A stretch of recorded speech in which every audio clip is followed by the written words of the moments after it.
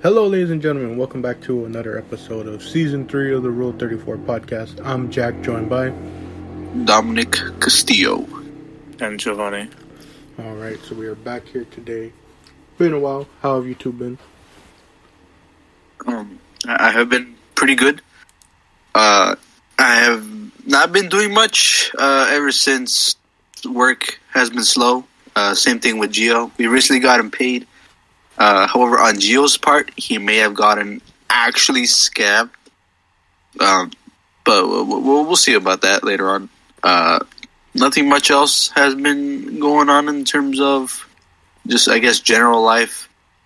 I finally installed a new front bumper for my car, for my vroom.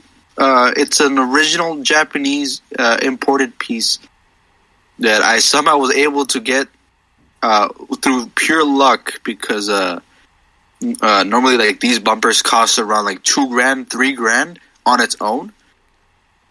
But I was able to find one, and I bartered the price for it. And I don't know how I did it, but the original price went around for like $1,000, and I was able to reduce it down to like around $150. I don't know how I did it, but well, you know, I guess I was able to mention, I guess the harshness of the high prices that these bumpers come along. But I was finally able to get it, and I've installed it. It's on my room. I still need to get its grill, but nothing much else seems to be of the problem for it so far. Fitment was pretty nice. All I gotta do is just get it resprayed, and the entire thing will be pretty much almost completed. Now, and I'm trying to find as well as ways to like respray my car, because, you know, it's got like 2 decades worth of paint on it that's already like peeling off, and it's not looking good. And I've been looking around like paint shops and other like auto body repairs, just like that. But I just can't find a single shop that is for cheap. The majority of these shops go for like $2,000, $3,000, $4,000. I just think that's insanely atrocious that you're charging me like $2,000 for like a paint respray. That's it. You know, like, it's crazy. It's bad. So I've been thinking that I'm gonna try to respray the car on my own. Sure, it's probably gonna be like a very shoddy like job, but there are spray kits on Amazon worth around like $500, $600. So I could maybe teach myself how to, I guess, by the hands of professionals, on how to respray a whole vehicle. But the time will come until then. But for the time being, I was finally, I guess, able to understand what it is like trying to respray it. And mind you, it's a small car. It's not like a truck or like an SUV. It's a small car, a compact per se. But the fact that people are charging $2,000 for paint, I don't think that's right. But aside from that, school is pretty pog. There might be a chance I'll be going in person this upcoming fall semester. We'll see about that. We'll see about my grades. If I fail, well, you know, that sucks. If I pass, well, that also sucks, because I still have to go in person, probably. But yeah, that's life, man. How have you been, guys? Pog. That's a funny way to put your academic situation, Dom. But Gio, how about you? No, nothing much at all. Yesterday we took one of our dogs to the veterinarian so that she could get snipped. We left her there like around 6:30-ish, and she was ready to get picked up around noon. Couldn't really get her at the time, so we had to wait a little bit. We got her up. We got her like at 3, 4 in the afternoon. It was kind of sad because she was very... you could tell that she's been crying a lot, because around her eyes there was like a lot of moisture, and then she was whimpering a lot. I felt very bad after picking her up because it's like kind of abandoned her by herself in a new environment, and then she gets. Oh, it's very sad. Anyways, that happened yesterday. Besides that, I've been playing a lot of FIFA recently. It's been, I don't know, it's very upsetting because this game is so stupid. But yeah, besides that, nothing new. Alright. Yeah, I can understand the dog thing. It's very tough. Especially because they don't really understand it. So I remember like all the times we'd take Dodger, even if it was just to get like a haircut, you know, he would always be crying, you know, and it was like didn't know too much, and then yeah, when it was tough leaving him alone at times. Like I know there was well, for the most part, you know, my family and I always wanted to like plan certain things, but we would never do it because, you know, we just never wanted to leave our dog alone. Like, you know, one time we were thinking of maybe like planning a trip because there was one time before we got our dog, we like took a trip to Knott's Berry Farm and even like stayed at a hotel during that time. But so like they always wanted to like do that again, but we were always like, no, we can't leave, you know, the dog alone for all that time. And especially during like, you know, like either New Year's or 4th of July when fireworks are going off and he would get extra scared. We were like, no, we can't leave him alone during those times, you know, like you gotta be right there with him and all that. So I can definitely understand that. Apart from that, when it comes to me, I've just been doing a lot of writing lately. I've been having fun typing up these scripts for videos, and they've been fun to just sort of do all the research, all the writing, and recording with it all.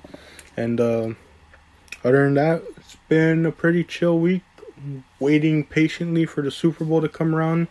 Can't wait to watch my team in it, hoping they win. It's been a good year being a fan of Philly sports. Got to see the Phillies in a World Series. Getting to see this Eagles entire run, and now getting to see them play in the Super Bowl. Hoping something similar from the Sixers, but I've learned to not really come to expect much from the Sixers at this point, except disappointment. But yeah, that's pretty much it. Wait, who's the other team in the Super Bowl? The Chiefs. Oh. It's a win-win situation for my dad because he likes both the Chiefs and the Eagles, but you know, the Eagles are always going to be our main team and all that, you know. But obviously, we want an Eagles Super Bowl win first and foremost. But I mentioned the Sixers being a disappointment. Coming to our main topic, I may or may not be disappointed depending on how this episode goes. My dad may or may not be disappointed depending on how this episode goes. We are back with an album review, but no sort of albums have dropped in recent times. You know, we've gone a whole month with not that many albums being dropped this year. You know, there was like a couple, but nothing that really flew onto our radar that we felt, you know, let's have a discussion about it. Let's review an album as a whole. So we decided, let's go back at this point, 23 years. Let's go back and review a classic album, or in my eyes, a classic album. And the album I proposed to the boys, the crew, was a very special album to my dad and I, my family and I. We are here today with a retro review, reviewing Linkin Park's first album, Hybrid Theory. Now, a bit of a background to not only Dom and Gio, but to perhaps the listening audience who maybe doesn't know who Linkin Park is. Linkin Park is an American rock band. They actually started out here in California. It consisted of 6 members. Mike Shinoda, Mike Shinoda, Chester Bennington, Mr. Han, Joe Han was like their DJ, and then there was Dave Farrell, Brad Delson, and Rob Burdon, I believe is how you pronounce your names. Hopefully I am not mispronouncing that, but I'm not trying to like spoil too much, but because I'm a big fan of Linkin Park, I actually can name those members. But so it started off with those 6 members, but it originally, when they were starting out, like coming to the formation of the band, it started off with Mike, Rob, and Brad in high school, and once they graduated, they took it more seriously and recruited Joe and Dave and another member named Mark. And keep in mind, this started in 1996. Mark walks from the band because they couldn't get like a record deal going. In 1999, they're introduced to Chester Bennington, and that makes them, 6 now. They originally started out with the name Zero, then they switched it to Hybrid Theory, but because they didn't want to be confused with the band Hybrid after they signed as a developing artist with Warner Bros., they changed their name to Linkin Park as an homage to Linkin Park here in Santa Monica, but they changed the spelling of Lincoln because they needed to acquire a website, and you can't get Linkin Park, so they switched up the spelling so that they could get it correctly. But that's how they start off. And funny enough, going into this album and the recording, it's about basically their work of half a decade from 1996 to 2000. And funny enough, the executives at Warner wanted Linkin Park to either demote or fire Mike Shinoda because they thought they should just focus on rock music instead of this hybrid style they were going of hip hop and rock. And the band straight out refused. Chester Bennington refused and said, "We're keeping Mike or nothing. There's no compromise here. You're either going forward with our vision or you're not getting anything from us." And so they went with it, and they released their album Hybrid Theory debut album. And that is what we are here reviewing today. Now, it's a 12-track album, like I said, and it's a well-regarded album, at least I think. I mean, I know Linkin Park kind of gets a bit of hate for whatever reason, but it's a 12-track album that sees a lot of genre bending in it, and we don't have to go necessarily by track by track, but Dom, let's start off with you. What were some of your initial thoughts with this album? Okay, so I already had a bit of previous experiences listening to Linkin Park, but I've never listened to an entire album. Coming into Hybrid Theory, the majority of the feeling that I've gotten listening to it is that I felt like I already told you, Jack and Gio, but I felt like the entire album gave me I'm pretty sure that I got like a whole nostalgic factor as if I was playing Need for Speed Most Wanted from 2005. Because the majority of the soundtrack from EA that they placed into the Need for Speed game was a majority of old school or just like hard rock, like rock that's meant to pump your veins, give you that adrenaline boost and stuff like that. And so the majority of the album, I was playing this music while playing video games so I could get into the rhythm. It felt right. The lyricism was pretty deep. Though I have to we have to be honest about that. The lyricism was interesting to say the least. Obviously, some of the most popular songs like "In the End" or "Crawling" were absolute jammers, absolute classics.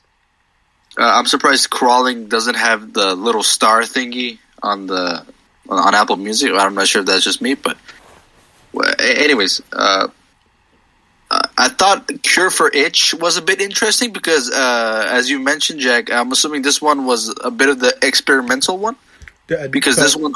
I don't mean to cut you off. I mentioned the unique thing about this band, even though they're a rock band, like I said, they have Mike Shinoda, who does rapping, and then they have a DJ slash turntablist in Johan. That's just all him. Oh, I see. That's Okay, him and his production, and they just gave him like a solo track for him to do his thing on there. Yeah, I was listening to Forgotten, and then we from the switch from Forgotten to Cure for the Itch. It was interesting to say the least, but I enjoyed it. I enjoyed I don't know, it's just, I'm not sure how to explain it, but I just enjoyed the experimental way that they wanted to just introduce that track into the album. It did feel a bit off considering the rest of the songs are, mostly like rock and with lyricism and such as that. But despite that, the rest of the music was also absolutely just slappers. Just like overall, just how would you say, good in terms of producing a how would you say a deep message, such as in the end, like everybody knows the lyricism behind it, but it still provides a solid rhythm in the background. Then you have the guitars and blah blah blah. But overall, I enjoyed it. It was good. It was punk. All right, Joe. What about you? What were some initial thoughts from you when listening to this album? I thought the lyrics were very depressing, but I really liked the rock and the rock sound of it. For the majority of the tracks, it was like heavy rock. Kind of reminds me of OG Dreamcatcher. Rest in peace. But it was very nice. I liked it. Like the guitar made me cream a little. Not gonna lie.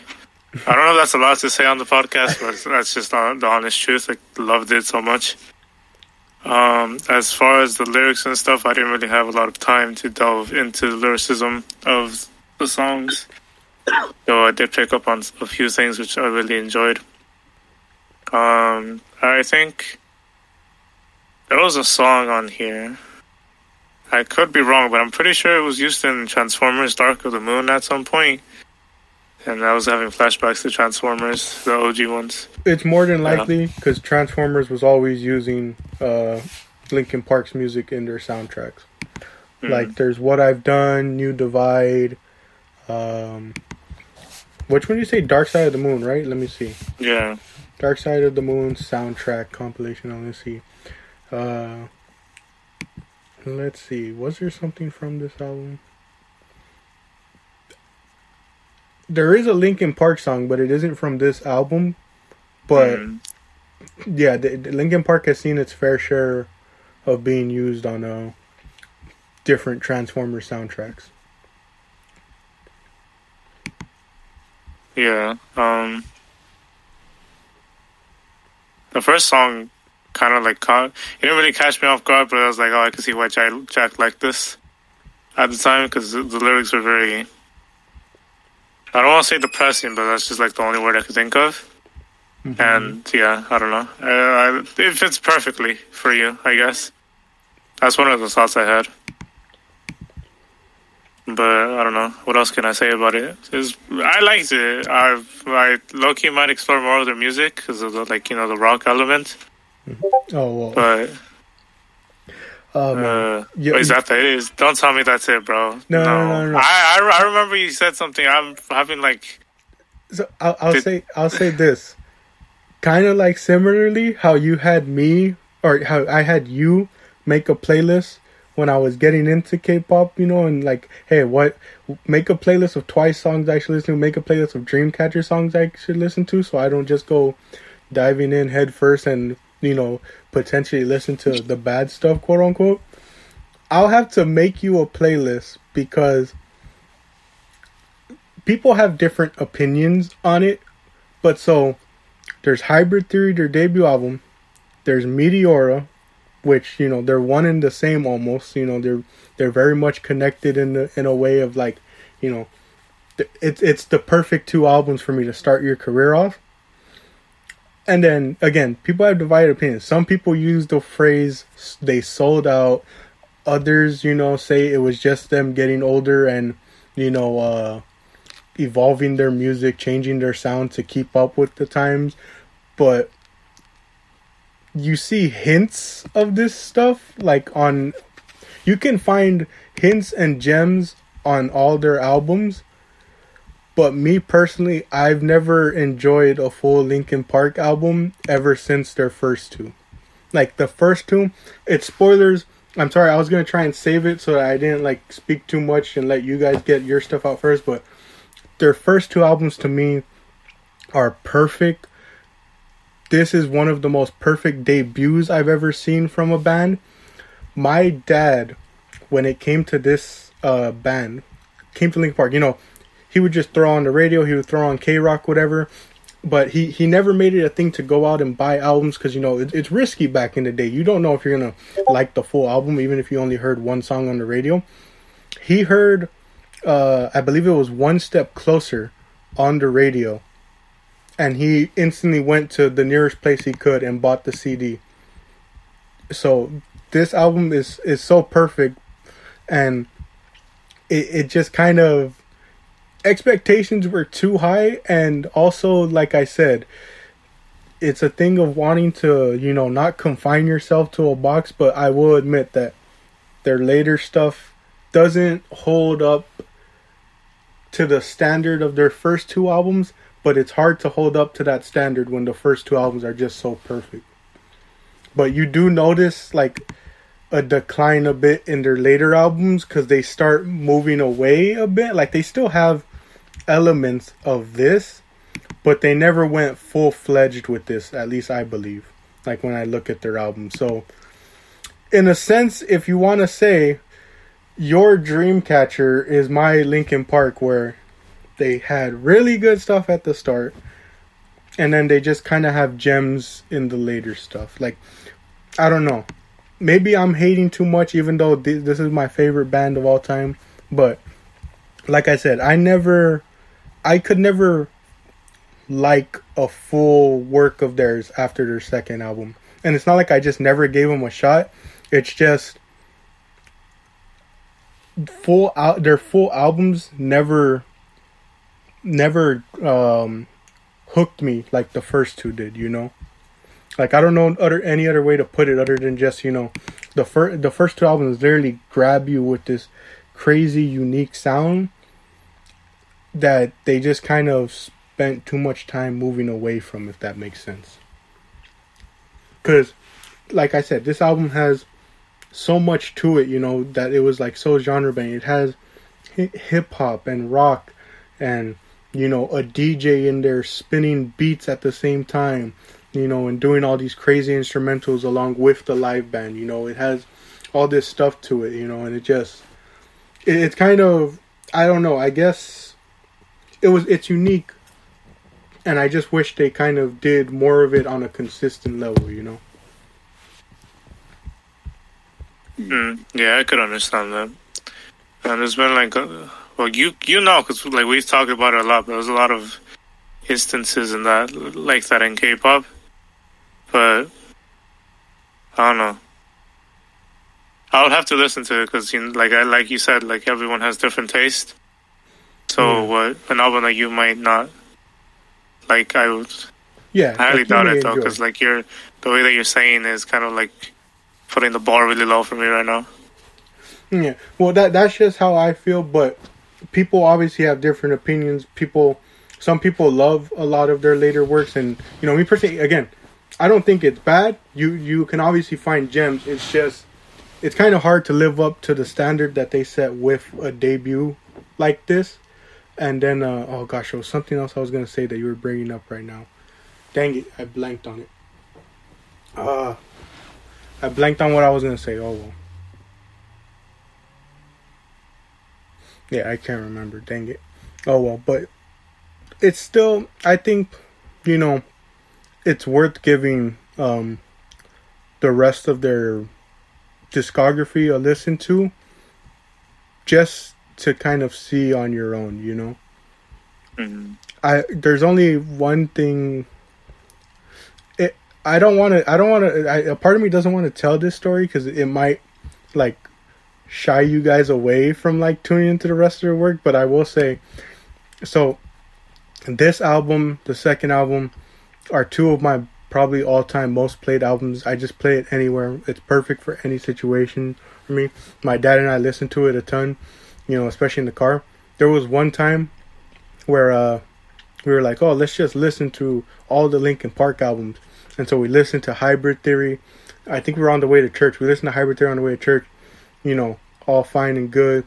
We listened to Meteora, driving around doing some stuff in the area. And then we're heading back home, and we get to their third album, Minutes to Midnight. I knocked out like on the third song and woke back up when it was like on the fifth song or so. And my dad was like, yeah, let's just put something else. Or he was like, just start playing the hits from Linkin Park. So, but that was just the third album, because the third album is such a drastic change from their first two. But then I think they kind of caught on, and that's why I say like their later works, you kind of see a mix more, like a better mix than right out the gate what they did with like their third and even somewhat their fourth album, But still definitely, there's still stuff to look out for, But getting back to the positive side,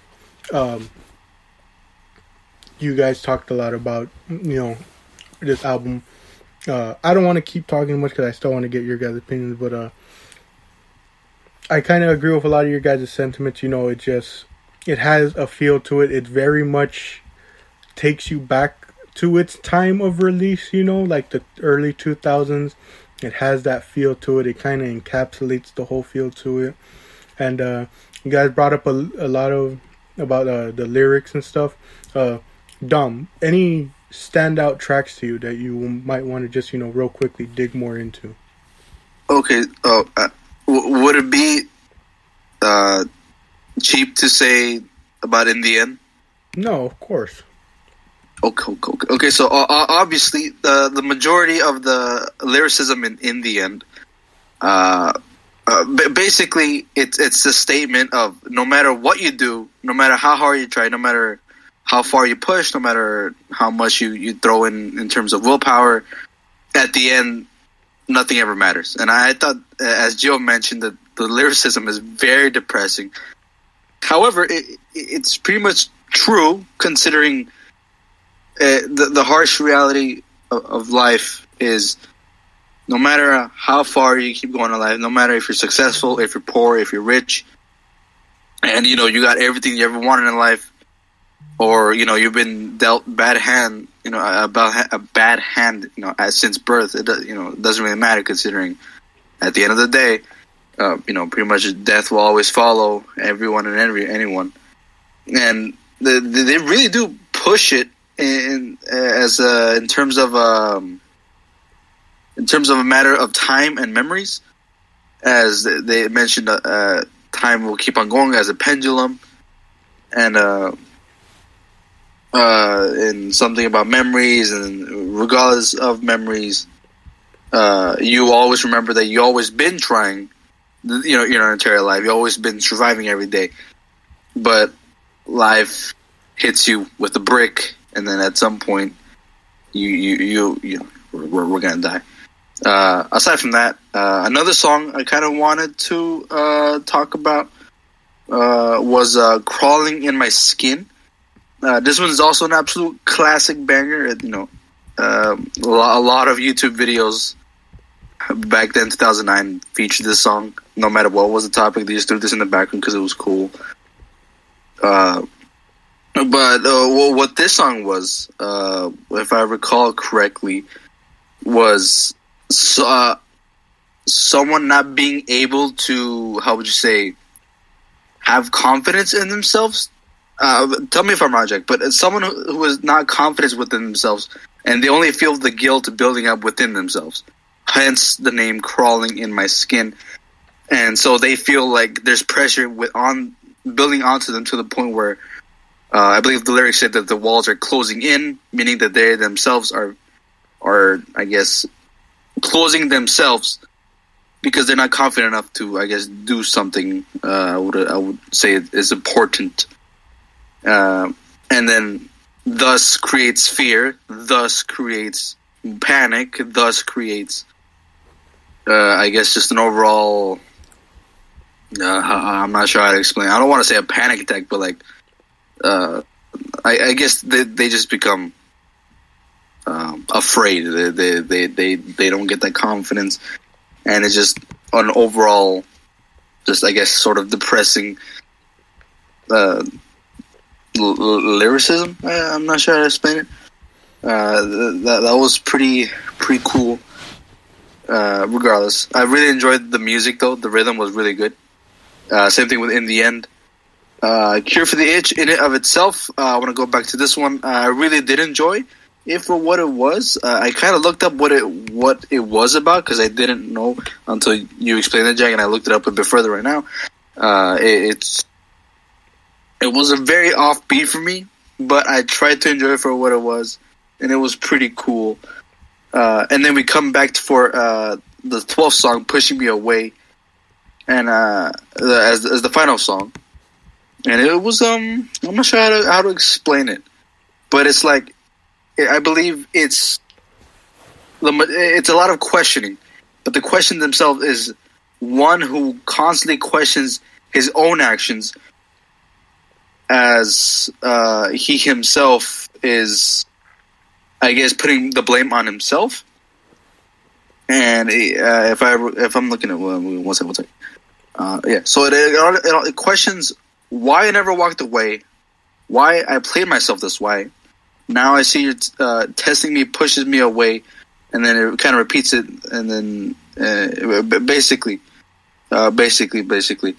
like one person is taking the blame, regardless of it even his fault, and it's this overall constant loop of him throwing himself the guilt over and over again, even when it might not even be his own fault. But regardless, he still takes the blame because he I guess, him questioning will I guess result into leading him to be at blame no matter what. And I thought that was pretty depressing. I get what's it called? Yeah. I think another way to also really look at this too is also that I think the reason they like the song in terms of the meaning of the song, putting so much blame on yourself, because like how he's saying, you know, it's like you start like looking at all these aspects and start realizing to yourself, you know. And the thing I love the most about Linkin Park and their music is that though you can look at these lyrics like on face value, they can apply to so many different situations, you know. Like this song can apply to a relationship, to addiction, you know. Like anything can be slotted into that point, and I think that's why so many people love their music, because of how universal it is, you know. Like with this song, when you're questioning why you've never walked away, why you keep coming back and back, and you know, despite everything that they do that pushes you away, whether it's a relationship and your love never feels reciprocated and you don't know why you keep going back to this person, why you keep sticking around, or if it's an addiction thing, or why you just can't understand why you can't get away from, you know, alcohol, drugs, whatever it may be that you're addicted to, you know, despite you knowing that it's bad for you and that you keep trying your hardest to get away from it, but you keep going back to it, to the point where you're questioning yourself and wondering, why do I keep doing this, you know? Or even just the overall fact of feeling like an outcast to society, or, you know, the fact of, you know, maybe just suffering in silence. Like this song, this song holds a much different weight, because, you know, it holds such a different weight to me ever since Chester passed away, you know, because, you know, for those who don't know, he took his own life and all that, and the lyric just kind of, the song, this song especially, and it's always difficult to listen back to any of Linkin Park's music hearing his voice, because, you know, he has such a powerful voice, he has such a way of conveying these emotions through his songs and all that, you know, and the whole group does. But it's songs like this that really get me, because you see, you know, what happens with his life. You see like this fact of a lot of people coming out and being like, who would have guessed it, you know, like you wouldn't have guessed it if you knew the guy, right, that he was going through all this. And then you see lyrics like even the people who never frown eventually break down. The sacrifice of hiding in a lie, you know, like, you can easily apply that to Chester, and the fact of like, because, you know, I think Jay-Z put it best when they interviewed him about it. He said, you know, it's difficult to go out there and have to perform for thousands, and then imagine going back and sitting at your dining room table with your family and feeling like you can't even speak to them, you know, but yet you have all these songs that are speaking to the hearts of other people, but you still feel like your true feelings and emotions and what you're going through aren't being heard, you know. And it's like that, like how it says, the sacrifice of hiding in a lie. And sometimes when I hear this song, I sometimes hear light instead of lie, and it just adds even more meaning to it. The sacrifice of hiding in a light being, you know, the bright lights of fame, you know, having to hide your true self because you're the entertainment for people, you know. So a song like this just can have so much meaning. That's what I've always loved about this album, is just how much it can apply to so many different situations. Like, this is, you know, my go-to album when it comes to, you know, different any emotion, almost, like whether I'm in a good mood, a bad mood, a sad mood, whatever. This was an album I always turned to, you know. Songs like Crawling just satisfy that itch within your body to lash out, you know, but not wanting to lash out in anger, but just emotion, you know, like pure emotion of everything you've gone through. And a song like Crawling satisfies that, but also it's like other times you just sit there in amazement and beauty at just how amazing this song is, how amazing Chester's vocals get in this song, you know. One of the best performances I've ever seen, you know, obviously it's on YouTube. I sadly never got to see Linkin Park live, but one of the best performances I've seen is Chester was in a crowd of people, like in the pit area with a crowd of people. Everyone has like the white lights on, and he's singing this song with no instrumentals behind it, so you just get his vocals, and it honestly gave me goosebumps. And it's one of just the best performances of a song I've ever heard, you know. And I could go on for like 5 episodes just dissecting almost every song on this album, because like I said, there's just so much about it where it's like it's universal in a way where you can apply it to so many people's different situations, you know.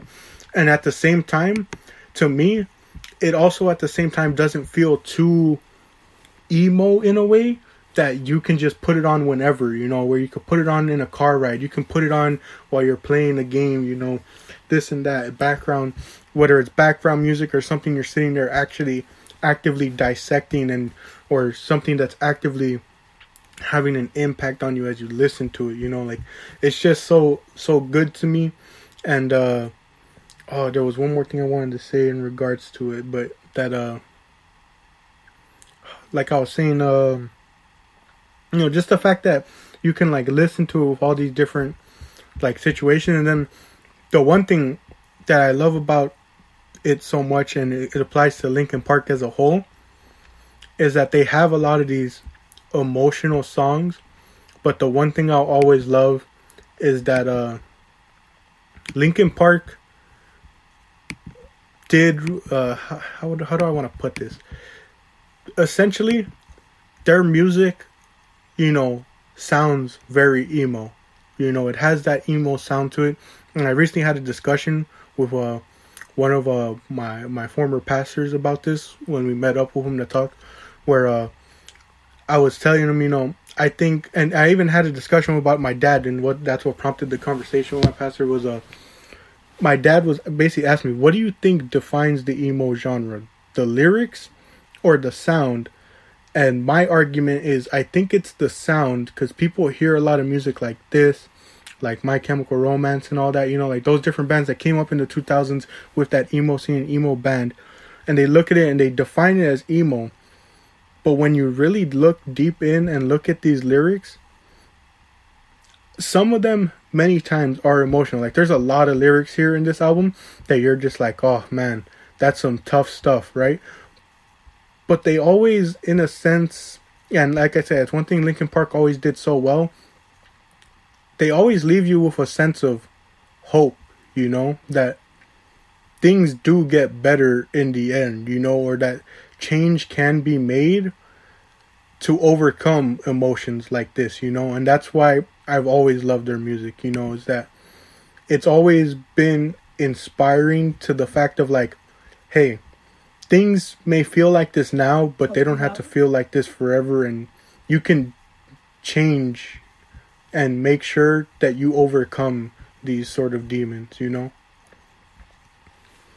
But that's just my opinion. I know I talked a lot this episode, and I didn't really give you guys too much a chance, but that's because anytime I talk about this album, it's like I feel like I take over, and I feel bad because I don't let enough people talk about it. But my defense is just, you know, I think it's one thing we talked about, you know, like some people may like an album and some don't, and then you also got to take into a fact that some people just have different connections to it. I will always have a special connection with this album because it's literally been playing from the moment I was born, you know. Like, this was an album that was always played at least once a year, you know, at least once a month, basically, you know. It is, I have no way to track it, but it is definitely my most played album of all time, and multiple of these songs are always on there. Like, I can put it on anytime and listen through to the whole album, and it still feels fresh to me. It still feels new. It still feels like it can fit in with today's music and almost like any era almost to me. You know, that's just the way I feel about it. But with about 3 minutes left, any final thoughts from you guys? I'm sorry for talking so much. No, bro, you good. Like I said earlier in the podcast, I feel like I'm really going to go out of my way to listen to more of their music, because it definitely left a positive impression on me, and that's very rare. We could definitely do an episode like the K-pop one, you know, where I give you guys more stuff from them to listen to, you know. Yeah, I'd be down for that. But sorry for interrupting you. Any other final thoughts from you?